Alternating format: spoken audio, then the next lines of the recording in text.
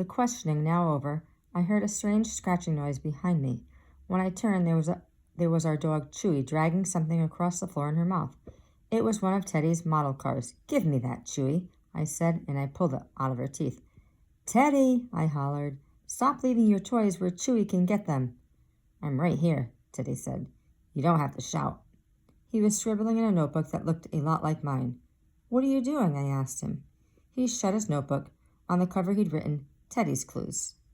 He stood very close, and when I went into the back room to put on my boots, he did the same. I happened to notice Teddy's socks as he put on his boots. One sock was much muddier than the other. I wrote this observation in my notebook. Teddy opened his notebook and wrote something too.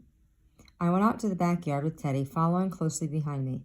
Because it had rained all night, our yard looked like a swamp. "You were standing there," I reminded Teddy, pointing to the fence and the bushes, "and I was standing here with the ball." I wanted us to recreate the scene.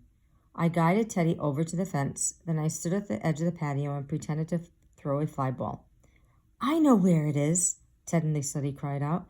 He took off running. "What's going on?" Did Teddy suddenly remember what happened yesterday? Maybe he remembered that his shoe had fallen off somewhere. "Where are you going?" I shouted, though I didn't stop him. Instead, I followed him to our neighbor's yard. He dropped to his knees and crawled into their bushes. "We didn't play ball here yesterday, Teddy," I started to say. This didn't make sense. How could Teddy's shoe end up in the neighbor's bushes? The last time Mom saw them was when we were in our own yard. Something didn't quite add up.